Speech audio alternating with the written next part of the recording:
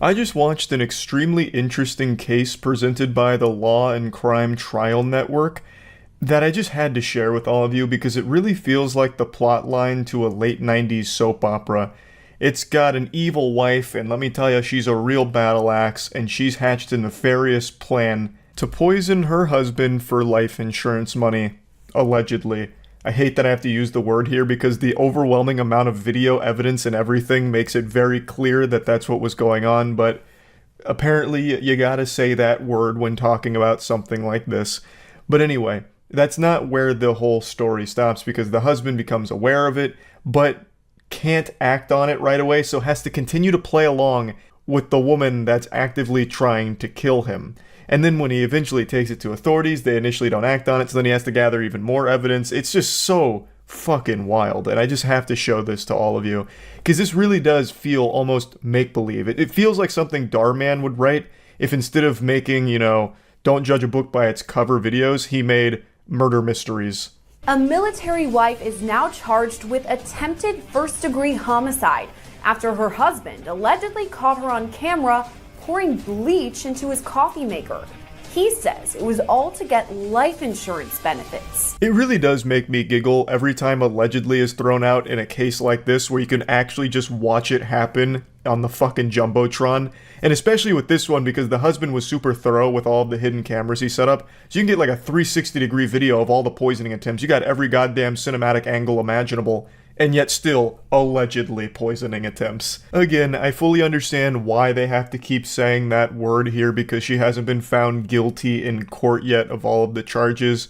But I mean, it's pretty clear. The answer to this game of Clue is Feliciano in the kitchen with the bleach and coffee maker. Like, we can tell. The man, quote, suspected someone was tampering with his coffee, and in May 2023, while still in Germany, he set up a camera in his house.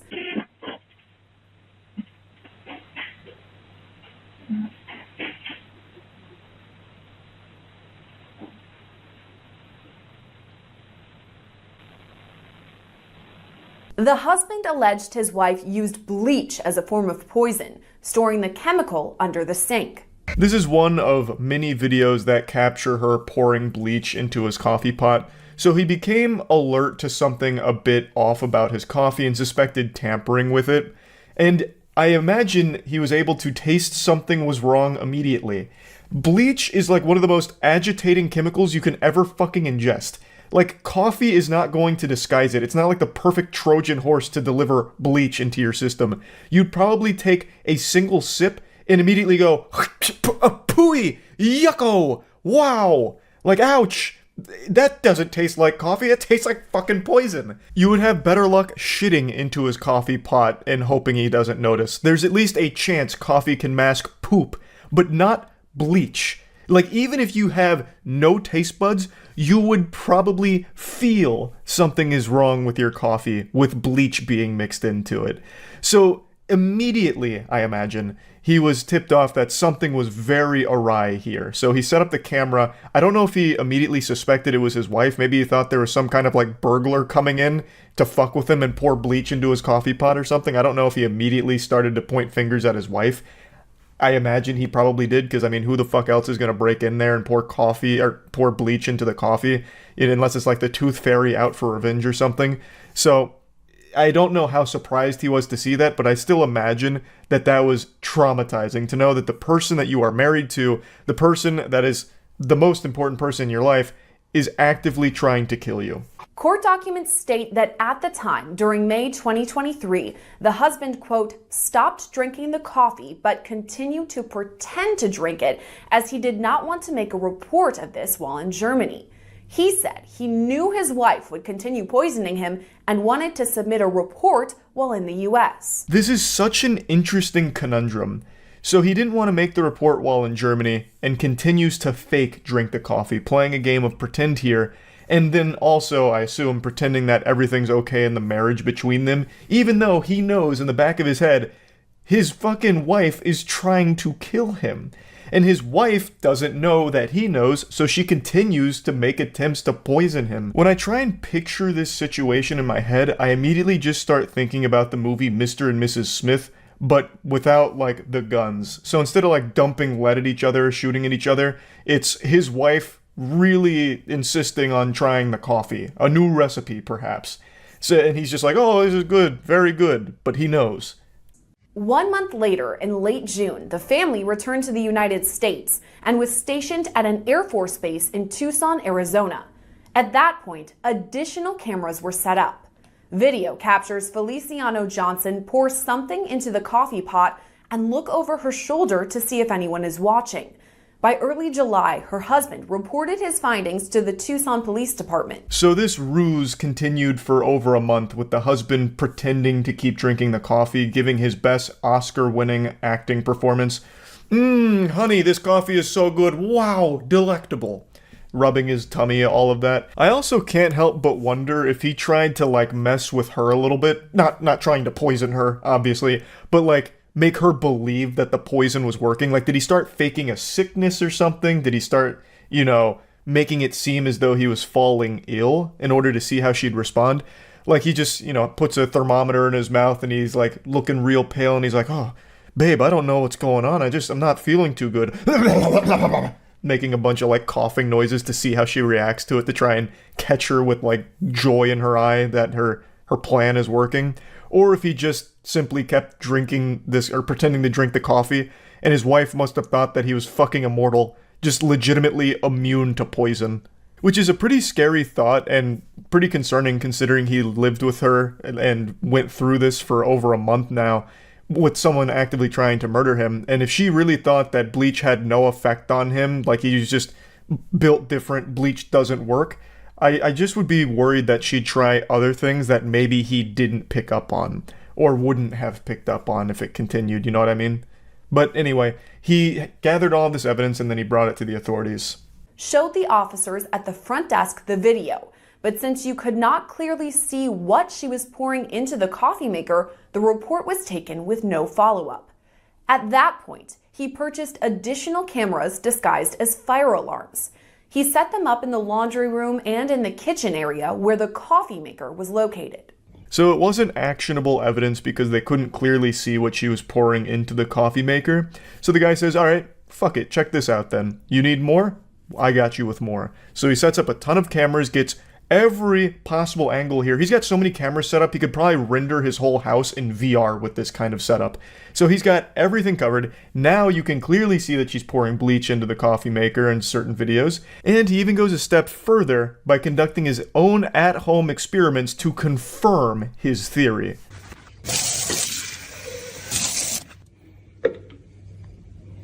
Normal.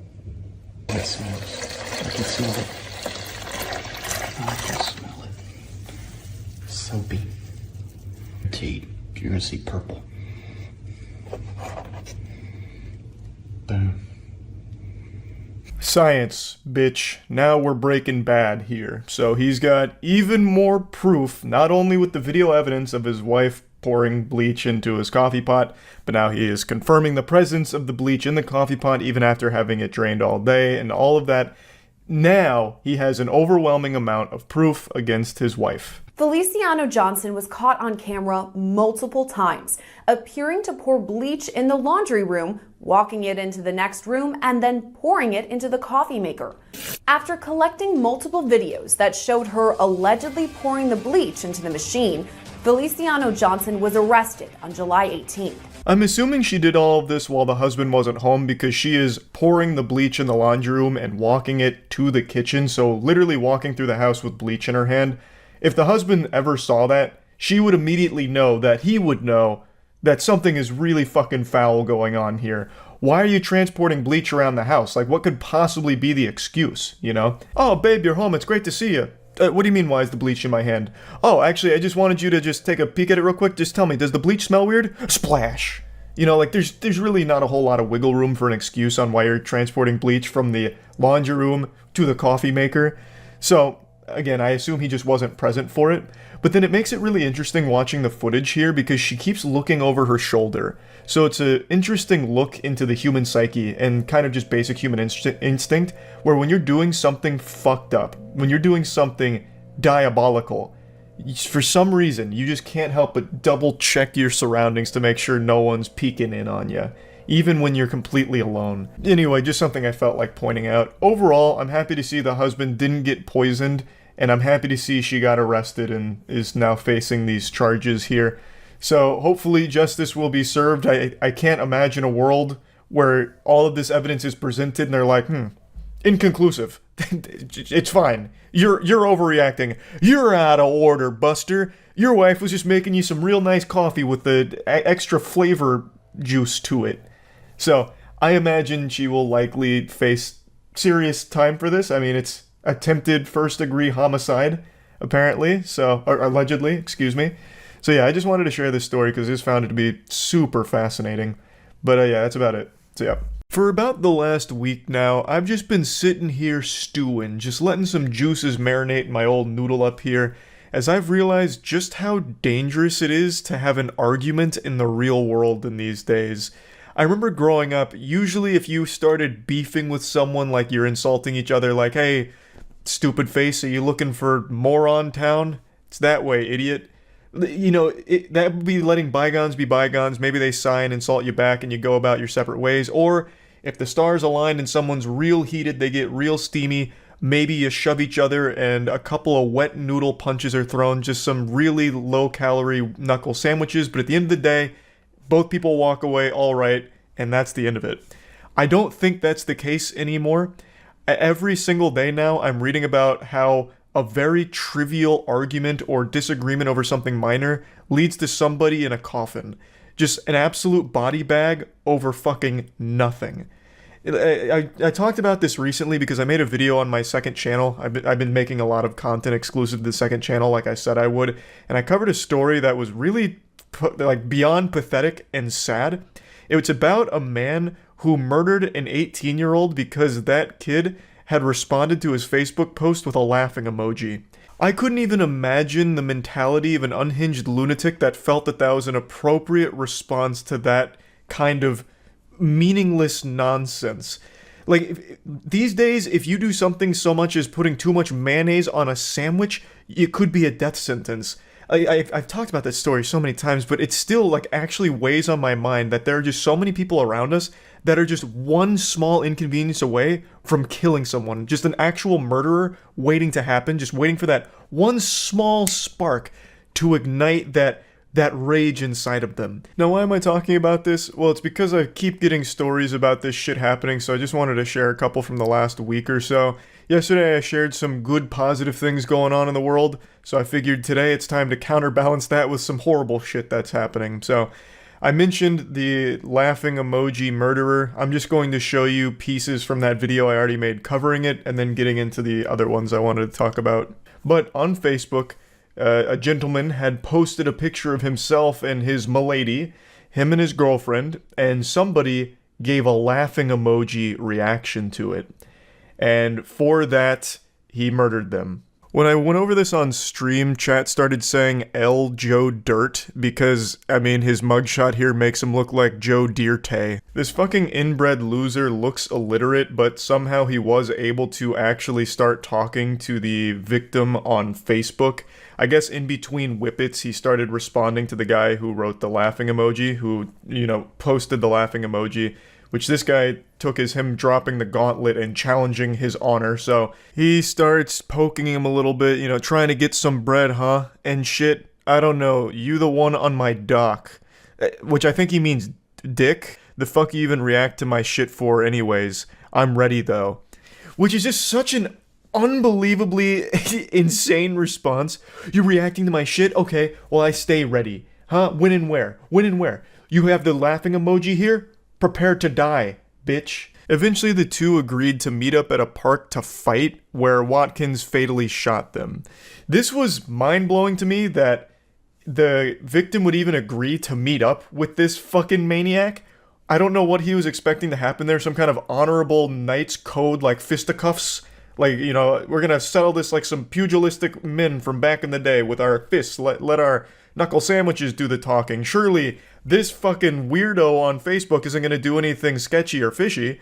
I don't know why he would agree to meet up at a park to fight about it. But yeah, they go to the park to fight it out where Watkins and friends end up shooting, which kills the 18-year-old and also injures another woman. So I guess it turned into like a big shootout almost, where a lot of shots were fired. So not only was Tanner Watkins arrested for murder, but another person named Caleb Ramses was as well. All of this over a laughing emoji used on Facebook. Now Tanner's in jail for life, most likely, and that girl that he was defending the honor of so steadfast is now just going to be getting piped by other men. So amazing decision making here from Tanner, really. Throwing his whole life away because someone laughed at him and his girlfriend, and now his girlfriend will no longer be his girlfriend.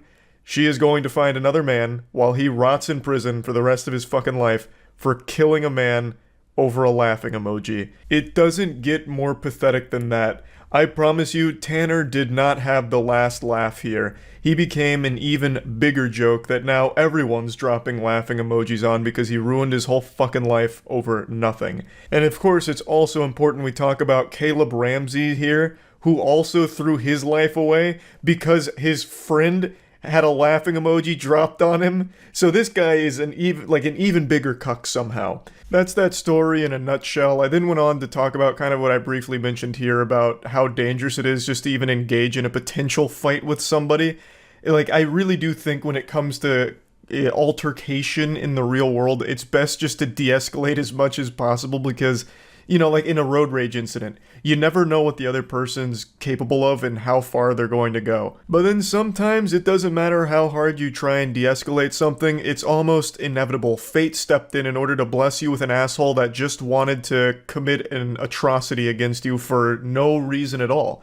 Like the story I'm about to share with you now about a man from Florida, classic Florida man story. I know all great fairy tales begin in Florida.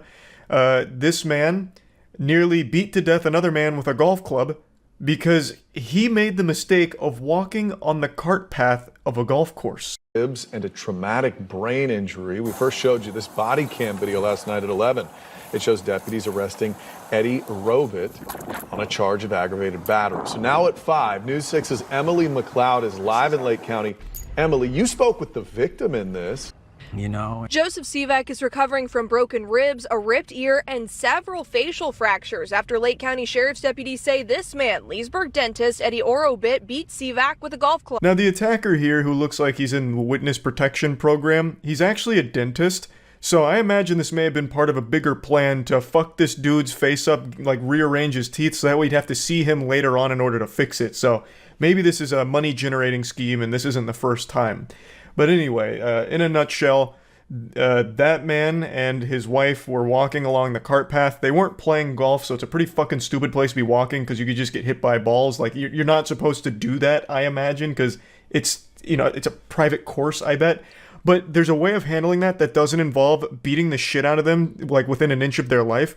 So he broke multiple ribs, a potential traumatic brain injury, fractured skull, ripped ear, all of that, because he walked on that cart path, and instead of just having a conversation, the guy walked up to him, spit in his face, hit him with the golf club in the leg, to which the victim tried to defend himself with a plastic water bottle, but unfortunately he brought a water bottle to a golf club fight, and damn near ended up like Joel from The Last of Us 2 here. Like, the guy did not hold back, and he had the gall, the fucking chutzpah, to be surprised that he was getting arrested. That is insulting. He's like, what are you arrested me for? What, Because I almost killed a guy? Like, what? What happened to this being a free country? I can't just beat this man to death for walking on the golf cart path? Oh, are you kidding me? Oh my god. This is pathetic. Oh, this is sickening. Now, I'm not here to give you a new phobia, but this might just change the way you look at standard yard care equipment. A man in Illinois was shot and killed over using a leaf blower. Just normal, you know, sprucing up the old driveway, the old front yard. Using the leaf blower, he got into an argument with his 79-year-old neighbor, who then shot and killed him. I'm surprised that 79-year-old was even able to pull the trigger with the amount of arthritis they must be encumbered by. Just downright evil. Now, according to neighbors, these two did have a history leading up to this. Not that there's any kind of history that would excuse murdering a man in cold blood over using a fucking leaf blower, but apparently the two weren't exactly on friendly terms, and based on this story, I'm gonna say that the 79-year-old was most likely the jerk here in this relationship. What an unbelievable piece of shit. I've seen quite a few more over the last week, but I'm only going to show you one more story here, and the reason I want to bring this one up is because in situations where there's like an argument that was filmed or a fight that broke out and something happens, I see a lot of people on Twitter saying, how did no one step in and get in the middle of this and stop this bad thing from happening, or like do something to protect everyone? And like I don't think this is necessarily a bad take or anything. Like, it's noble, like you want to see the good in people, that someone would be a fucking anime hero and step up and put the kibosh on everything like a fucking saint. Everyone simmers down and everyone shakes hands and walks away. But the reality of the situation is that doesn't always happen. Usually when someone tries to intervene in a situation that's escalated, like in an argument, they usually end up being a victim as well. So in the case of this story I'm about to show you, a couple was arguing at a restaurant, someone tried to calm them down, and was fucking shot for it. An early morning shooting in Hollywood. Police say a man and woman were arguing near the El Compadre restaurant on Sunset Boulevard just after 2:30 this morning. Another man tried to intervene and then was shot by that man who was having the argument. Well, the suspect then took off. The victim was taken to the hospital, and no word yet tonight on his condition. There is a real justifiable fear from bystanders that are watching an argument escalate or a situation or fight break out for why they don't intervene and put themselves in danger there, because it could come at the cost of their life, getting shot or some horrible shit like that. So it's just it's a fucking lose-lose situation most of the time. It's fucking scary. I just wanted to talk about this a little bit because I keep seeing these stories.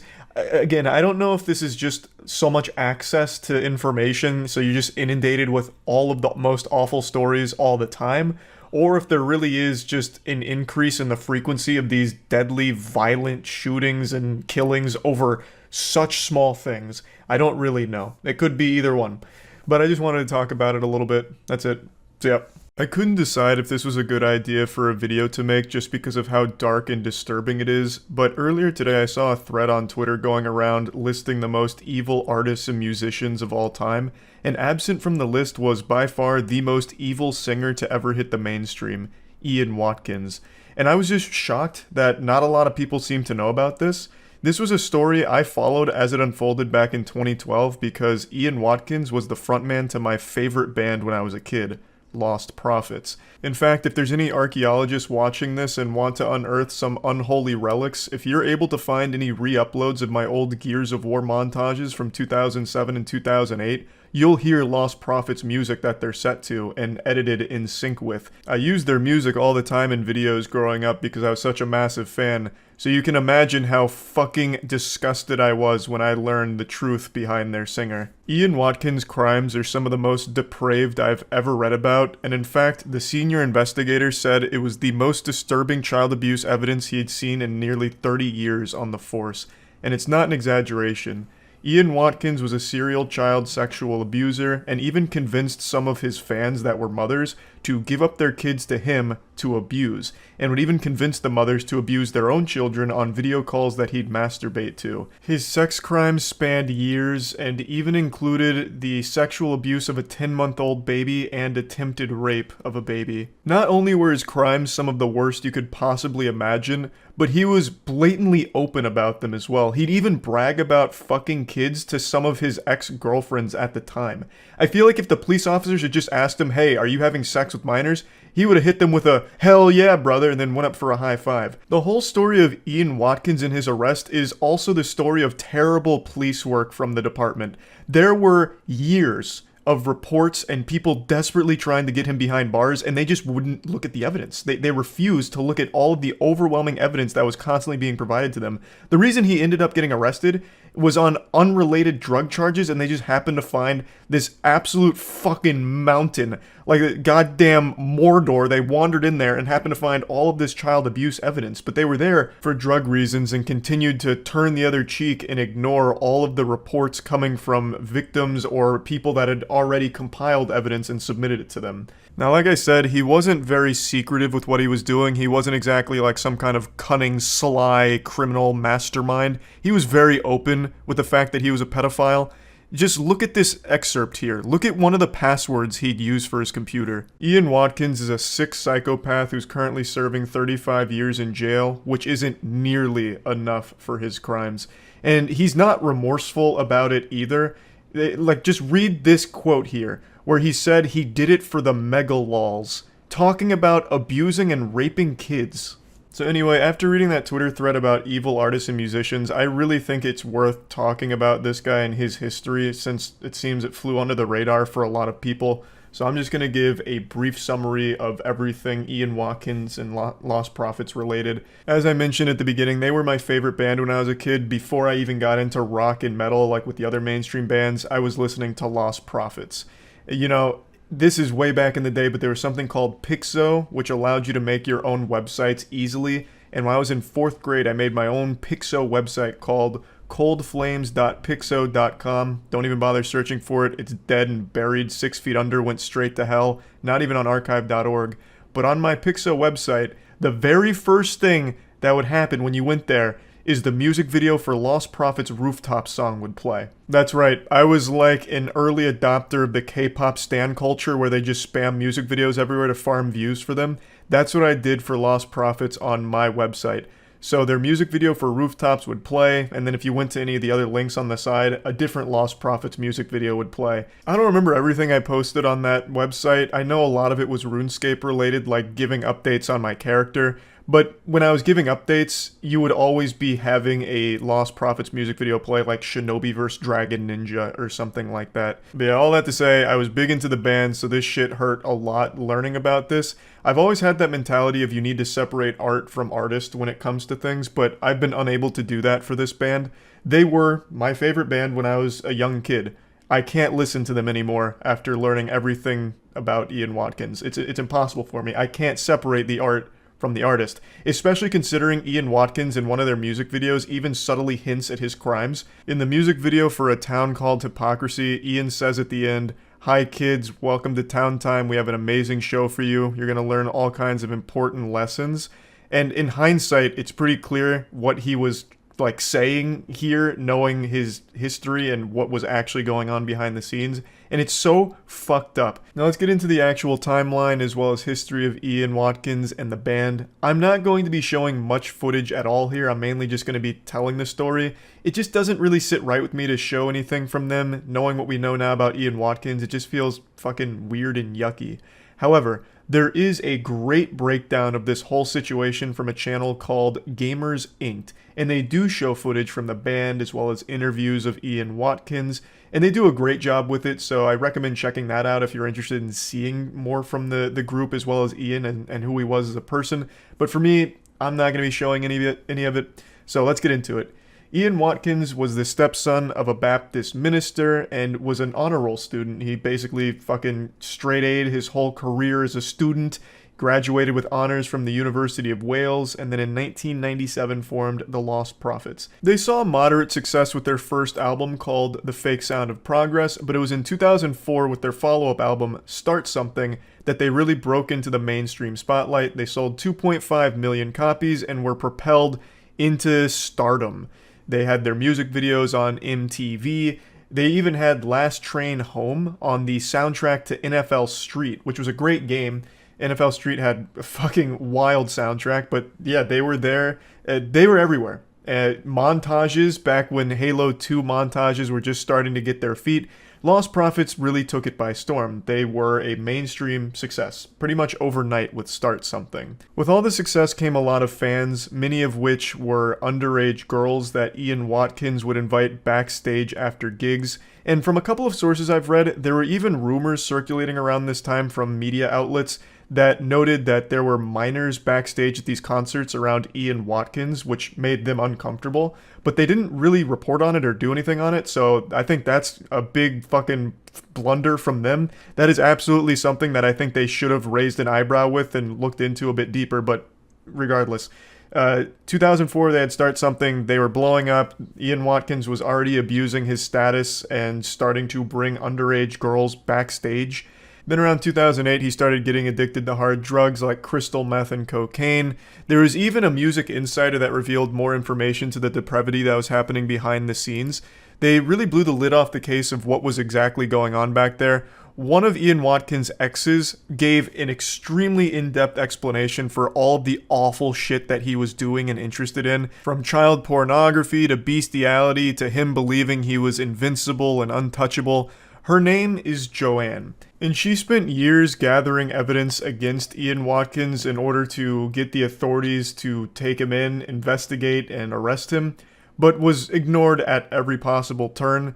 I think Gamers Inc. video does the best concise breakdown of the timeline here, so I'm just going to play a short clip from it before getting a little more in depth. But did find it strange that there were so many young girls around the band that often. Joanne began receiving disturbing text messages from Watkins in 2008, following an incident in a video discovered by the police, in which the two are having sex, and Watkins is heard to tell Joanne that he can't wait to get you pregnant so they would have a child to abuse. Joanne then received a text message from Watkins in 2008, in which he bragged to Joanne that he had sex with multiple underage girls. Joanne, disgusted by this, went to the police immediately that same day, but unfortunately this would be the first of many instances in which Joanne was ignored. It is worth noting that she did also say some horrible things to Ian. However, her side of the story is she was trying to gather as much evidence against him as possible to submit to the authorities to trap him and bring him to justice.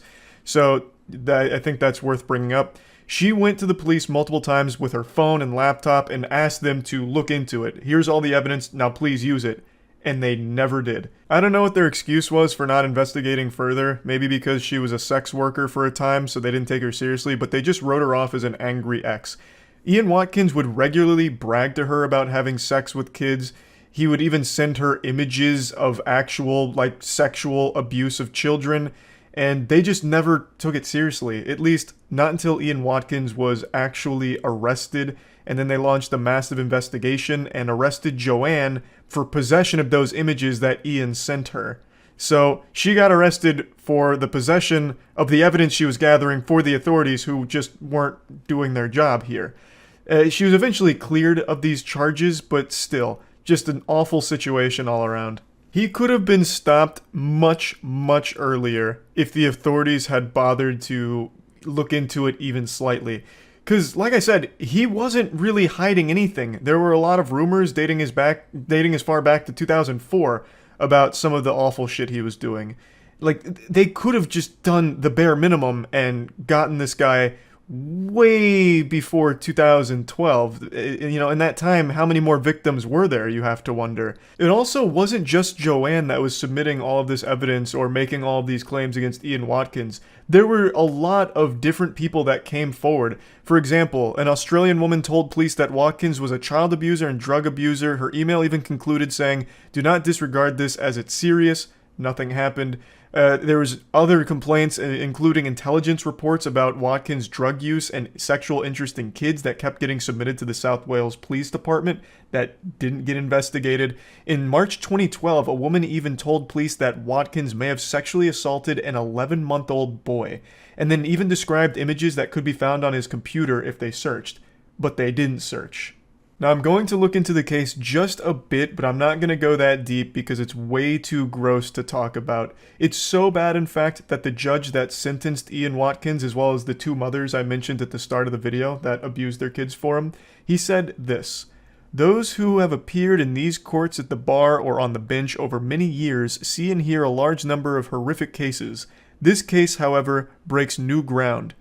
What you three did plumbed new depths of depravity." The full sentencing remarks can be found online, but I don't encourage anyone out there to read them because they will make you sick to your stomach. You will absolutely fucking puke. It'll ruin your whole day trying to read this.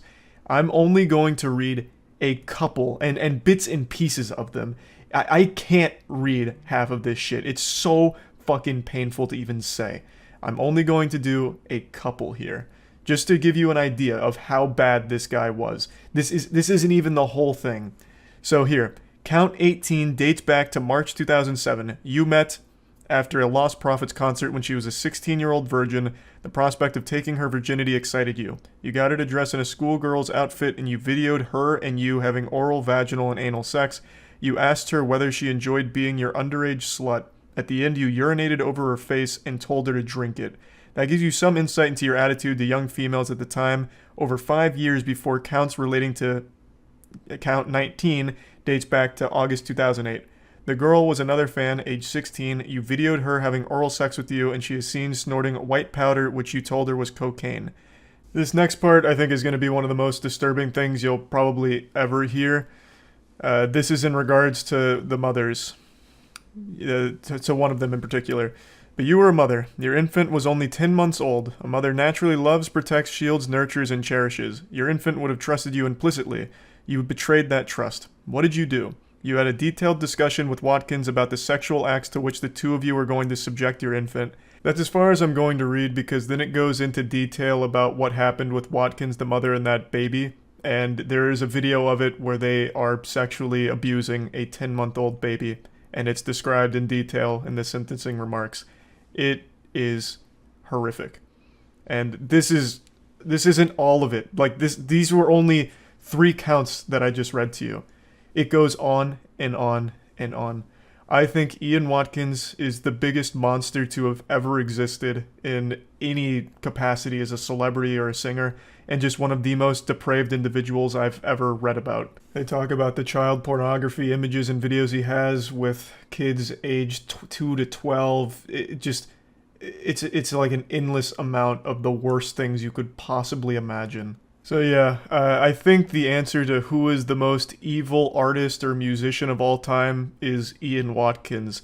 There's a long list of horribly fucked up celebrities out there, and I think Ian Watkins is somewhere towards the top of that list. That's about it. So yeah. In the late 90s, a very popular Japanese game show tortured a man for a year and broadcast it every Sunday night. This isn't like reality TV where it's all fake and scripted, not to ruin Christmas for all the believers out there. This was legitimately torturing another human being for the sake of entertainment. And it was extremely popular, averaging 17 million viewers every Sunday night that they'd play the clips. That's absolutely massive, even by today's standards. It's more viewers than the last 4 years of the NBA Finals and the World Series. And obviously more than most television shows get. For reference, The Boys season premiere got around 8 million viewers, and according to YouTuber Atrocity Guide, who also covered this story, the most viewed episode of Game of Thrones got around 16 million viewers, so it even beats that. Just an absolutely massive success, but it doesn't stop there. The producers knew there was still a little milk left in those teats, and they wanted to suckle. So they actually turned it from just a weekly broadcast into a full-blown live stream where you could log on online and watch him suffer in real time. So whenever you were just feeling particularly quirky, you could hop in there and watch a man be miserably tortured for the better part of a year. Doesn't that sound like fun? What a great way of starting the day. A nice bowl of cereal and milk for breakfast and watching a man's sanity slowly deteriorate as he dances around naked in absolute agony. Wonderful. This is the story of Nasubi. As I briefly mentioned, another YouTube channel named Atrocity Guide made a great video on this topic, but I wanted to go even deeper. So we, Caleb, Chelsea, and I, really did a fucking thorough deep dive, spreading the foul cheeks of this situation wide open, going through live streams, all of the broadcast clips, in order to really get a handle on just how vile this whole thing was. So let's begin. In 1998, a popular Japanese game show named Susanoo Dimpa Shonen held a raffle to find their next contestant for an upcoming show they were working on called A Life of Prizes. Nasubi ended up winning the lottery and was ecstatic. He believed this was going to be a big break for him since he was also an up-and-coming comedian, and he was escorted to a small apartment where he was then instructed to take off all of his clothes in order to participate in the game. The challenge was he would have to survive in this apartment on nothing but his winnings from sweepstakes.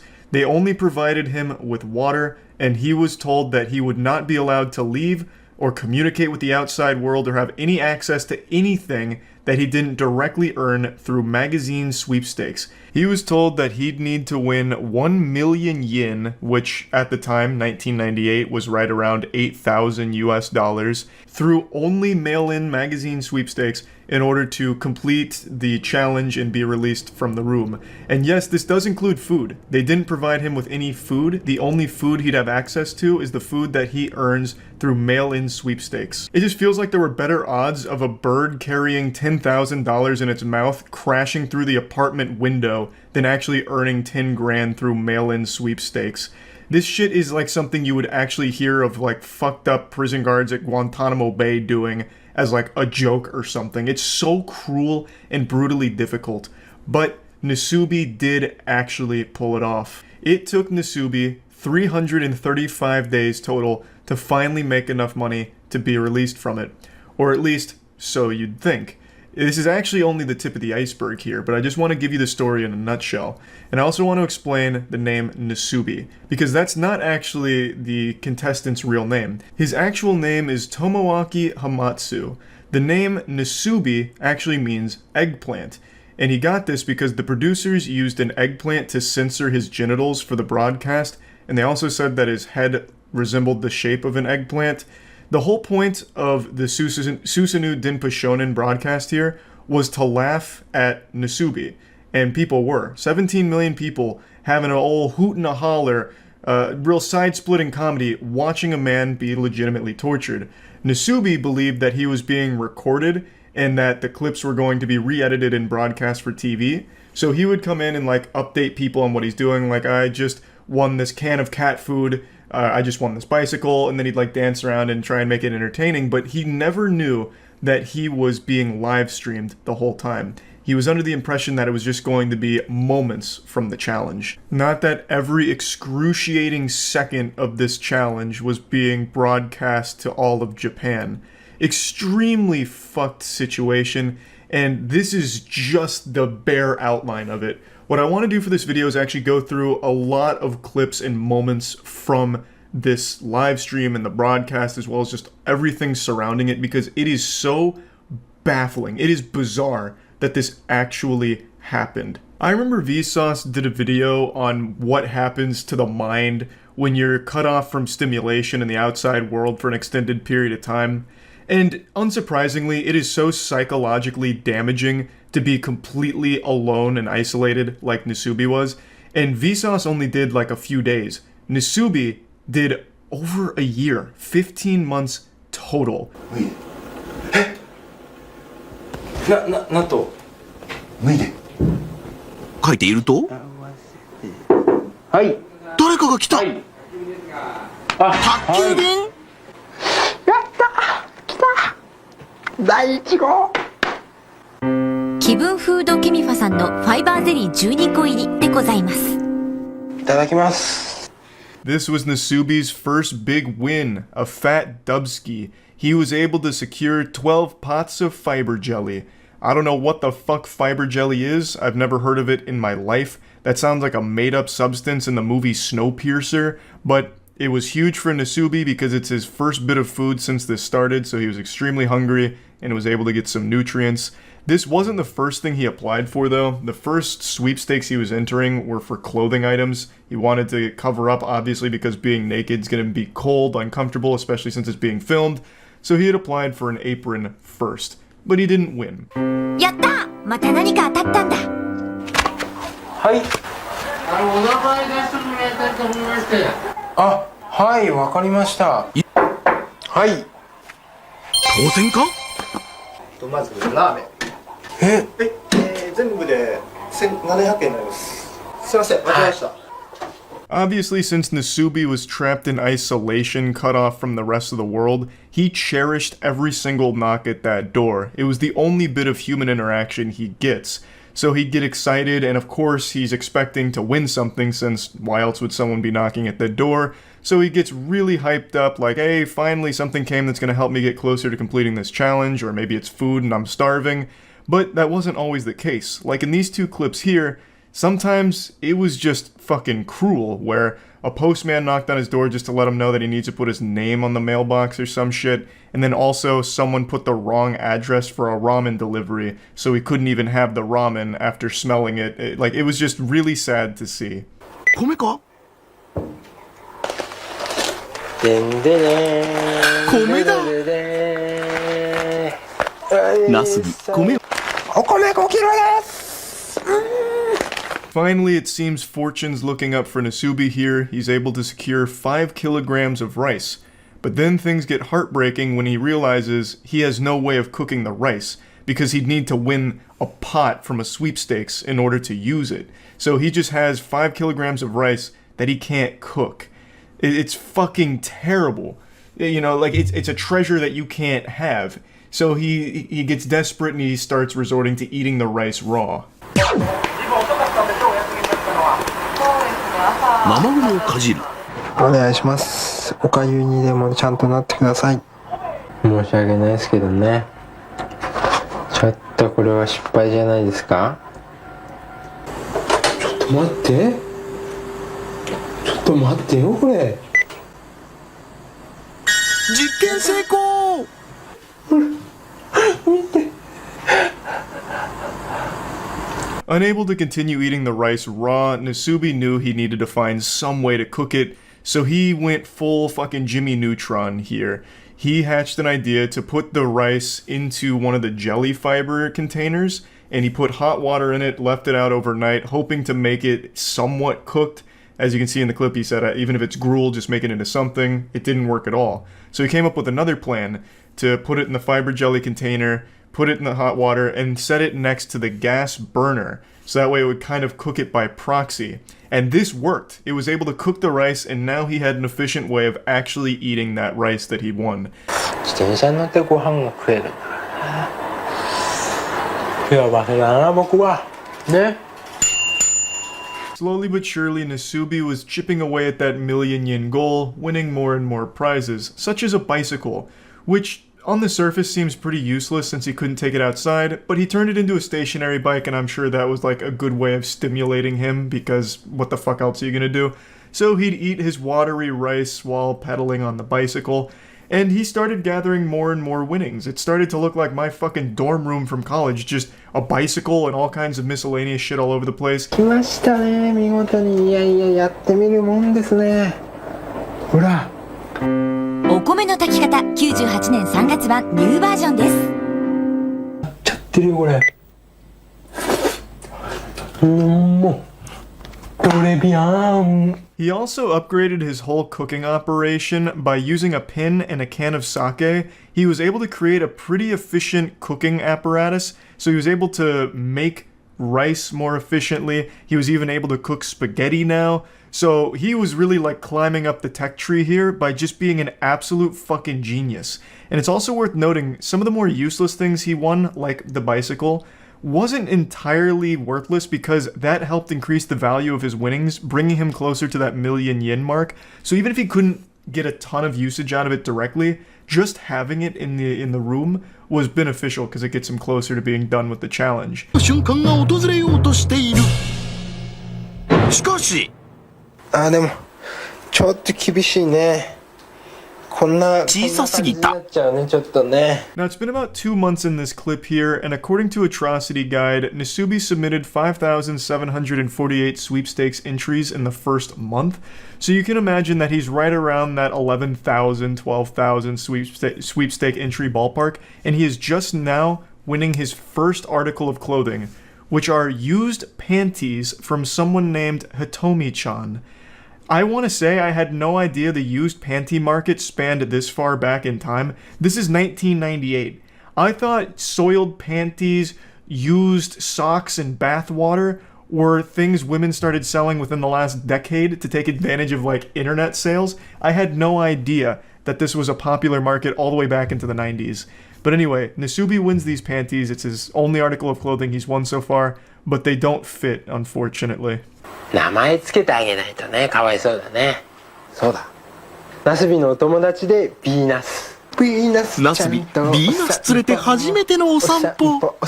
I found this one to be extraordinarily sad, so still around 2 months now. He's had no contact with any human beings aside from the delivery guy just dropping off his winnings. He wins a stuffed seal which he names Binasu and takes him for a walk. It's his only source of companionship. That shit just breaks my heart to see. I'm not gonna lie.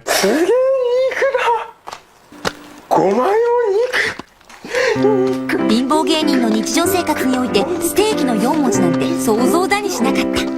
肉をボールペンに刺して炙り始めた。5分後。美味しそう。ナスビにとって最高級の食べ物、ステーキを今まさに食べようとする瞬間。 This is his first time winning a direct source of protein. Up until this point, his diet was mainly just the rice and like spaghetti. So he'd be getting trace amounts of protein, but never something like steak. His macros had to be so fucked from this, but he finally gets steak, and he cooks it by using a ballpoint pin to cook it over the direct flame, and he gets to eat it and is super happy about it. I'd also like to highlight something in that note he wrote. He said, in the life of a poor comedian, he's only used the word steak in his imagination. I think this is big because prior to this challenge, Nasubi wasn't a popular comedian in Japan. He wasn't well off or anything like that. This was his big break, which is why he was so excited to be part of this show. And then he gets tortured. It's so fucking cruel. Like, you can't help but feel absolutely horrible for this guy. 当たった。電車でさらに専用コントローラー付き。運転手はナスビ、車掌はビナスってな風に。加熱しないで食べるつもりだ。うん。全然いける。美味しい美味しい。うん。すべてヴィーナス君のおかげだ。He wins a PlayStation game as well as a special controller for it, but he doesn't have a PlayStation or a TV to play it on. He then also wins raw pork and raw crab and eats it raw because he didn't really have an efficient way of cooking those. And you can see that he talks a lot to the stuffed seal. This is very much like a Castaway situation with Wilson. When you're deprived of human contact for as long as Nasubi has been, you start to try and find ways of being social. Humans are social creatures by nature, which is why it's so torturous to be deprived of that. It's fucking brutal. It's been right around 3 months by this point, and he is not even halfway done to the 1,000,000 yen goal. 3ヶ月ぶりの掃除スタート。テレビですテレビ。まあ1は映んねえのか。アップするよこれで。そのものとは歯ブラシと歯磨きのセットです。 He's able to win a vacuum cleaner, which enables him to clean the room for the first time in 3 months, and then wins a TV, which would have been great because he'd finally have some source of entertainment, but unfortunately, since there was no antenna, it was useless because it would only play static. And he still didn't have a PlayStation to play the PlayStation game that he won, so the TV was just a source of fucking white noise, I suppose. And then he finally gets something really, really useful, which is a toothbrush and toothpaste, which lets him brush his teeth for the first time in 3 months. 白衣を着た人現る。健康チェックに来ただけですか。全く問題ありません。ナスビさんは健康であると認めます。 This is one component that I always see left out for all of the publications or videos that talk about the horror of the Nasubi story. They actually had a doctor come in and check up on him. The staff wanted to make sure that he wasn't on the brink of death or that he hadn't contracted any serious disease or anything. So they had a doctor come in, take his vitals, also did a blood and urine test, or so they claim, and then gave him a clean bill of health. Now, assuming that that's all legitimate and not just, theatrics for the television program, I would still say this doesn't take into account the actual torture this man is enduring. Even if his vitals are okay, he doesn't have a disease or any, big alarming health concerns.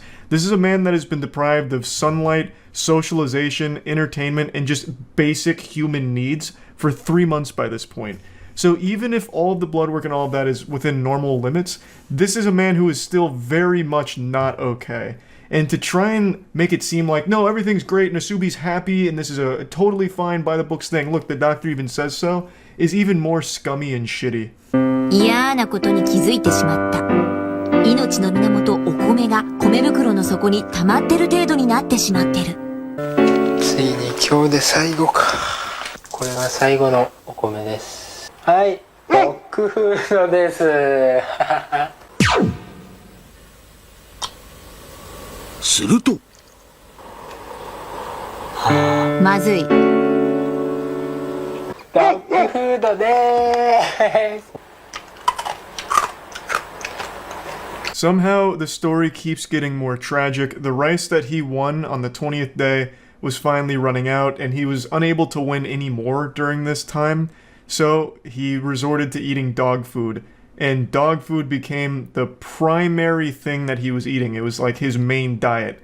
So he was surviving off dog food. And another thing that I've seen brought up a few times that I also question is the legitimacy of, like, what shows up. Because it would have been very easy for producers to intercept things that Nasubi had won if they were too helpful. Like, I find it very odd that the only thing Nasubi won in terms of clothing throughout all 15 months was a pair of panties. That seems so unrealistic. I really think there may have been foul play, and this is just a conspiracy, where the producers intercepted clothes in order to keep him naked for the sake of the comedy of the show. And I think that there could have been a lot of cases like that. There's also nothing that would have stopped them from sending things he didn't win, like dog food. He may have never, like, entered a dog food sweepstakes, and they could have sent it to him in order to further humiliate and torture him for the audience. There's just so much shit in here that is beyond cruel and unusual. Like, it blows my mind that this is something that actually happened to a real human being.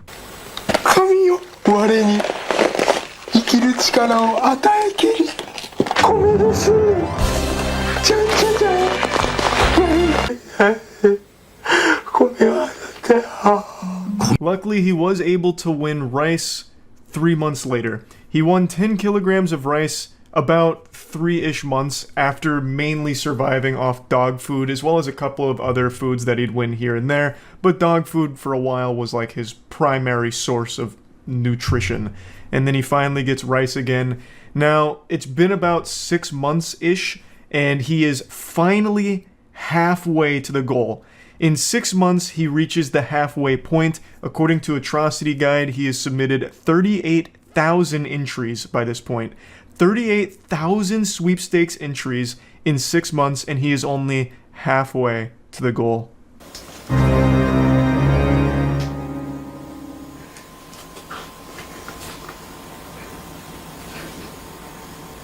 大丈夫だ。この時ナスビは思った。終わりですか。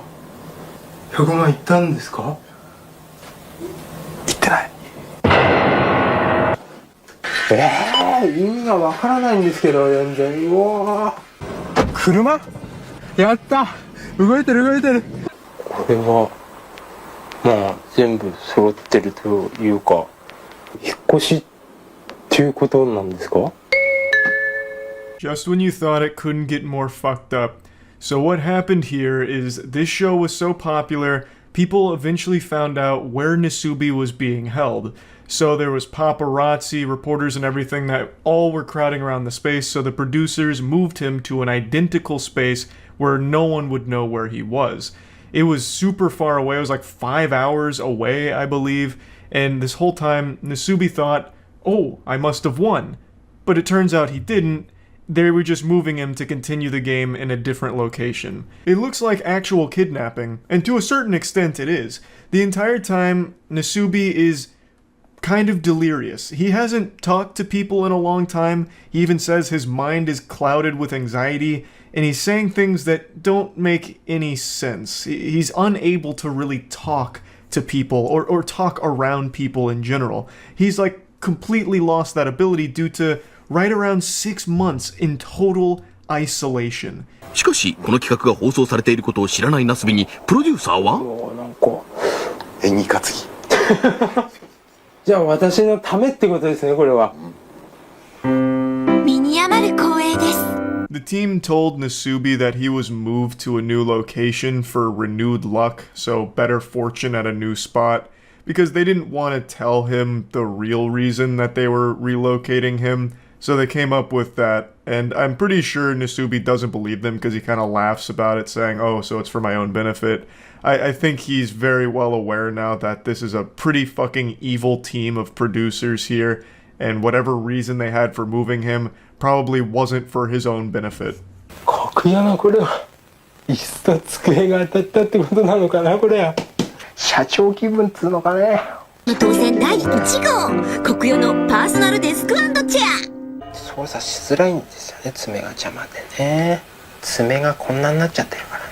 His first win in the new location actually is a fucking fat one. He gets a new desk, a new chair. They're both relatively expensive too, so it's a great victory for him.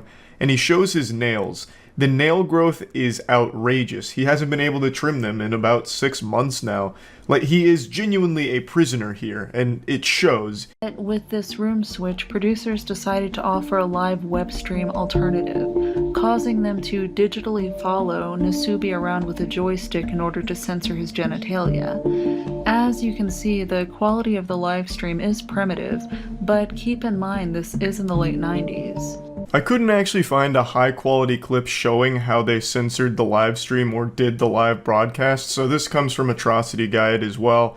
What they did is the producers had a whole team that was dedicated to following Nasubi around with a joystick like they were playing a fucking arcade game with a sensor to keep his dick and balls off the screen. And they live streamed him. They wanted to offer a real-time alternative instead of just doing like the weekly Nasubi update with clips. They wanted 24/7 Nasubi coverage for anyone that wanted to go watch. So this was pretty innovative for its time. I think it's definitely one of the first like actual around-the-clock live streams that ever actually aired. It's pretty impressive. ウィダーインゼリーが当たってかれこれ2週間当選がない。ここまでね当たんないっつもなかなか久しぶりの出来事でね。車で移動。着いたところはちょっといいよ。いいっすか。ナスビのあまりの運のなさに見かねたスタッフは当選運の上昇を願い2度目の引っ越しを決めたのだった。So Nasubi initially had a good string of luck at the new location. I believe, according to Atrocity Guide, he had done 17,000 entries and won decent stuff, but then hit a really bad cold streak, even ran out of food at one point, so the producers did move him again to another location to help him out in winning more prizes, I suppose. And it worked, because he did win more prizes.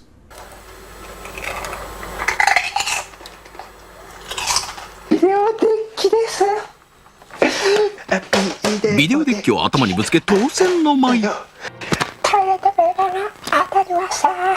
ほんと10ヶ月ぶりにねトイレットペーパーに触ったよ本当に。 He finally wins food again and really celebrates getting some potato chips, and he also gets a VHS player, which will be nice to go with the TV, assuming he ever wins a VHS tape to play it. But I think the most important thing he wins here is toilet paper. This is the first time he's had toilet paper in his entire stay. 10 months so far. And to celebrate, he tries to take a shit just out of frame, but was unable to. So an unsuccessful mission there, but at least he finally has toilet paper. プレイステーションを見たいです。それは8ヶ月前のこと。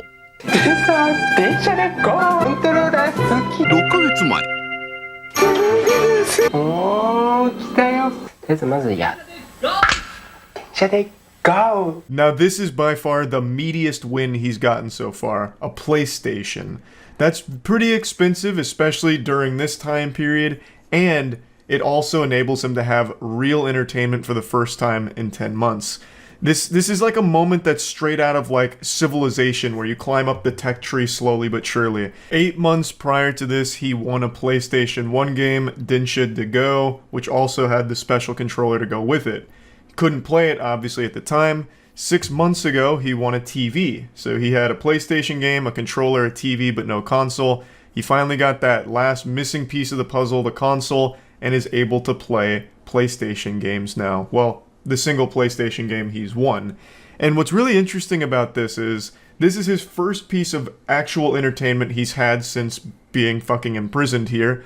But also, and this was pointed out by Caleb, this would make him the world's first video game live streamer, because this is all being live streamed. All of this is a live broadcast, and he spent 4 straight days playing his PlayStation.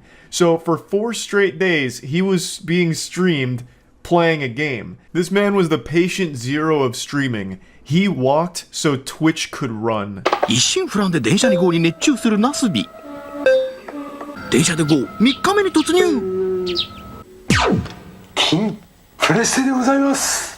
He played so much Densha de Go that he had to ban himself from playing it further so he could focus on entering into more sweepstakes and getting closer to freedom. So he stopped playing the game, went back to writing entries, and he was able to do it. He pulled off the last remaining prizes he needed to reach that million yen mark. 一歩間違えてダイヤにしてくれてれば。今回当たったタイヤが8万4000円。つまり現在の総額は96万9114円。 The tires put him extremely close to completing the challenge. He was right at the finish line here, so close he could throw the Densha de Go disc right over the finish line. Only a couple more wins would secure this, and he was able to pull it off. The final item he won that put him over the million yen threshold was a bag of rice. But Nasubi didn't know he won. It had been 335 straight days of constant, non-stop, relentless filling out of sweepstakes in order to win these prizes. 335 days of torture, and Nasubi had finally reached the finish line, but didn't know it.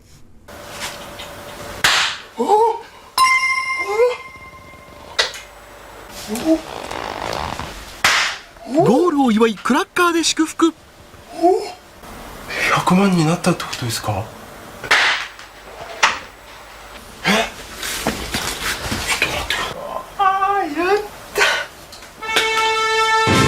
？11ヶ月と1日前に脱がされた私の服ですね。 Per usual, the producers come in like a group of burglars during the night and start popping party poppers in his face, which scares the shit out of him and really confuses him. They eventually explain that he did win, he made 1 million yen, and they give him his clothes back. It's been 11 months and 1 day, and this is the first time Nasubi is putting clothes on in that entire time frame.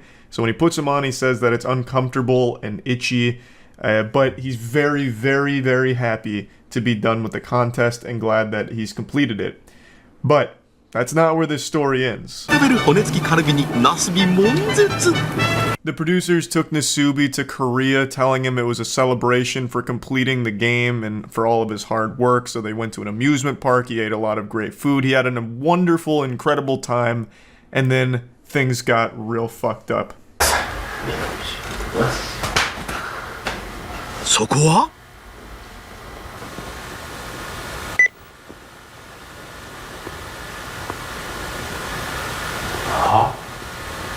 脱いで。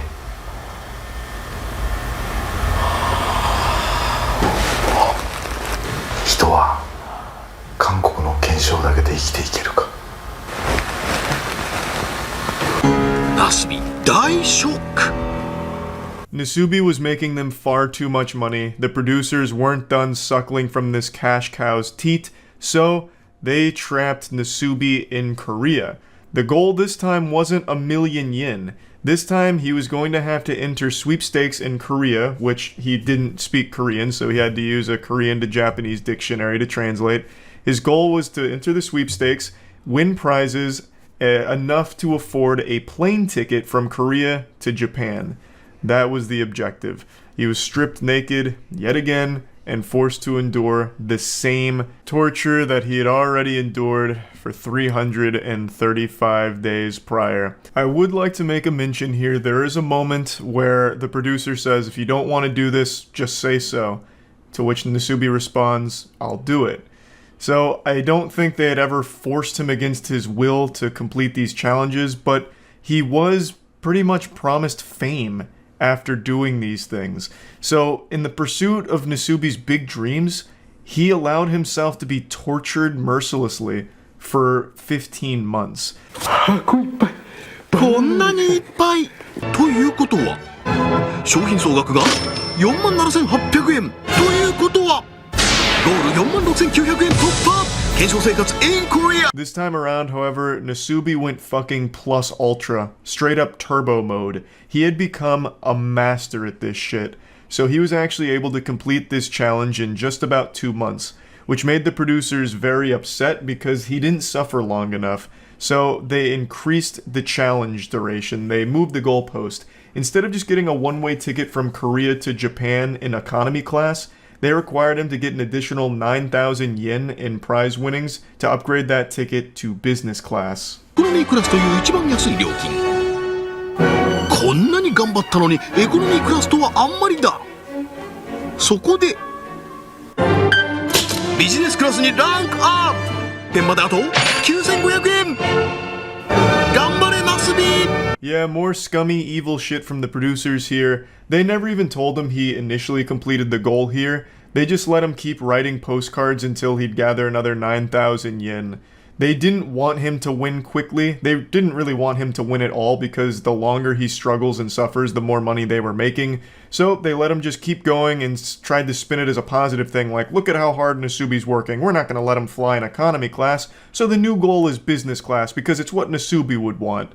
Just genuinely fucked shit. 頑張ったってこんなお茶2袋お茶よ。9,000円ということは商品総額は61,800円ということ。ファーストクラスにランクアップということはゴールの金額もランクアップ。Nasubi easily gathered the remaining 9,500 yen after winning some expensive tea leaves, so he was absolutely slapping the producers' bottoms, like he was going hog wild right now. So again, they increased the goal without ever telling him.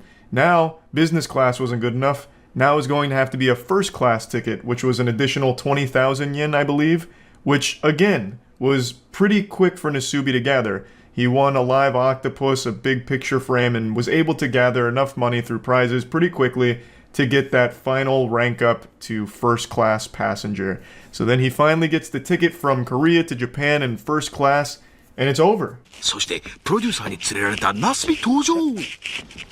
もちろんアイマスクにヘッドホン。ナスビは驚くべき行動に出る。別にまだかかる。なんと脱ぎ始めた。なんだ。せーの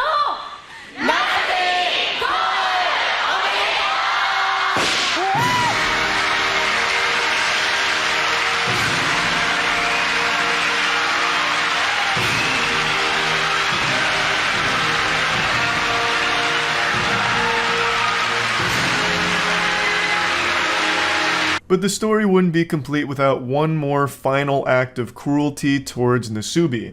They blindfold him, put noise-canceling headphones on him, disorient him, and drag him on stage into a mock room designed to look like the rooms that he'd been staying in for the last 15 months. So out of pure instinct, he gets completely nude again. It's the only life he knows, so without ever being told to take his clothes off, he does it anyway. And then the walls break away, revealing a live studio audience laughing at him and congratulating him for completing the show. Nasubi is understandably confused because for 15 months he has been psychologically and physically tortured. So he doesn't understand what's happening, he doesn't get it, and is shocked, scared, and all around bewildered. It's just one more sick fucking joke from the producers. Millions of people watching the finale, as well as thousands in person watching him, completely naked and completely having no idea what's going on or why. The life of prizes was finally complete, and the entire show, Susanoo Denpa Shonen, was cancelled pretty shortly after. It didn't have like a super long run after this, but the toll that this experience took on Nasubi's life obviously didn't stop with the finale. He reported being uncomfortable in clothes for about 6 months afterwards, and his social skills had obviously deteriorated. He said he was a lot more shy and not really able to be a comedian super well anymore because obviously he had been cut off for so long from people. He just kind of lost the ability to carry on conversations efficiently and overall just became a lot more reserved as a result of this. He did, however, sell his diary, the Nasubi Life of Prizes diary, like his journal, and that was a bestseller. That was a massive success. But he himself never achieved that level of fame that he was kind of promised with a show like this. He did have certain roles in other productions, and some of them pretty sizable roles in other productions, but never a massive success in Japan, even though this is like the most successful live stream in Japan's history. So just an overall extremely sad and cruel story. The main producer behind this show has gone on record and said he doesn't regret anything. He said his goal is to make miracles on film, and with Nasubi, he accomplished that goal. He did apologize to Nasubi, and Nasubi confirms that the producer did apologize to him, but the apology only does fuck all. Like, that doesn't make up for 15 months of lost human contact and health. Like, that's a nothing burger. But I guess at least he apologized, even though he made millions of dollars off the back of Nasubi's suffering. But anyway, I wanted to share this story because I find it to be one of the most interesting ones when it comes to like live broadcast television as well as live streaming. This is one of the first live streams, and it was fucking bizarre. Extremely fucked up story. And yeah, I just wanted to share that with all of you. Thank you to Caleb and Chelsea for compiling a bunch of clips here, so that way we could tell the story as best as possible. And yeah, that's about it. See ya.